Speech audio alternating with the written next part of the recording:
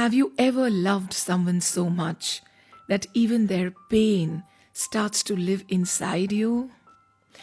This is the story of love that cannot fix. This is the story of Emiliaclarke and Will Traynor. This story is inspired by a 2012 novel by the English writer jojomoyes. Will Traynor was the kind of man who lived fast. He loved his motorbike. He loved traveling. He loved danger and laughter and expensive suits and big plans. But one rainy morning in London, Will stepped out to hail a taxi. And in 1 second, a speeding motorbike changed everything. When Will woke up, his body no longer belonged to him, because neck down, nothing moved. The man who had climbed mountains now could not move his fingers. And inside Will, something died long before his heart ever stopped beating. 2 years later, in a small English town, Emiliaclarke was losing her job at a tiny cafe. Lou, or Louisa, was bright in a soft, unnoticed way. She was funny, kind, creative. But she believed her life was supposed to stay small. Lou wore strange clothes, never left her village, and stayed with a boyfriend who loved running more than he loved her. And now Lou needed work. So she walked into a grand house to become a caretaker for a man in a wheelchair. Who was this man? He was Will Traynor. How were their first meetings like? Will did not want to meet Lou.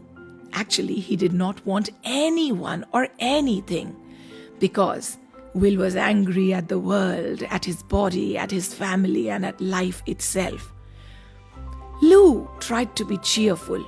He shut her down. Lou tried to help. He pushed her away, until one day she snapped back at him. "You don't get to be cruel just because you are hurting." And for the first time, Will looked at Lou and saw a person. Not pity, a person. One day, Lou saw scars on Will's wrists. Later, she overheard something that changed everything. Will had already tried to end his life, and his mother had made a deal with him. "Live 6 more months," she had said. "Then you can go to Switzerland and die with dignity. Die by choice." Lou realized she was not hired to save Will. She was hired to delay his death. So, what did Lou do? She did what love always does. She tried. She took him out, showed him music, films, concerts, the feeling of being seen. And slowly, Will began to smile again. He teased her, protected her, encouraged her to dream. And what happened to Lou? She fell in love with him.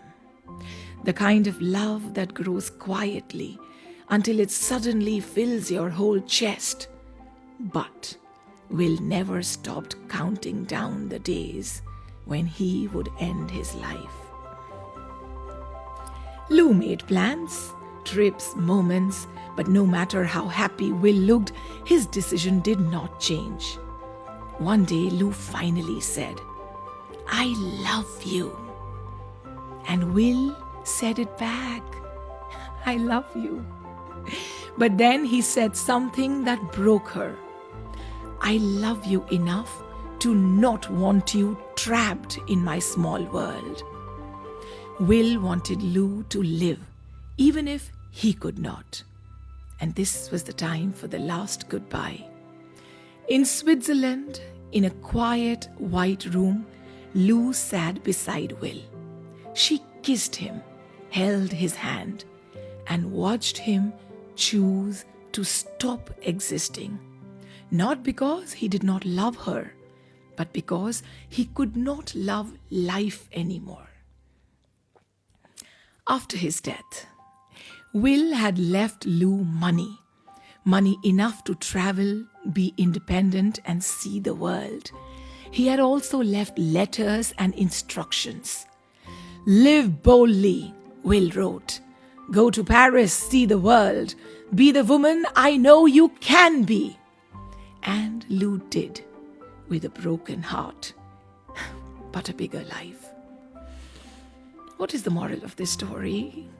Some people come into your life not to stay, but to change you forever.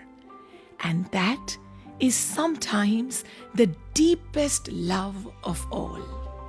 Thank you so much for listening to me. This is Heena from Tell a Tale with Heena.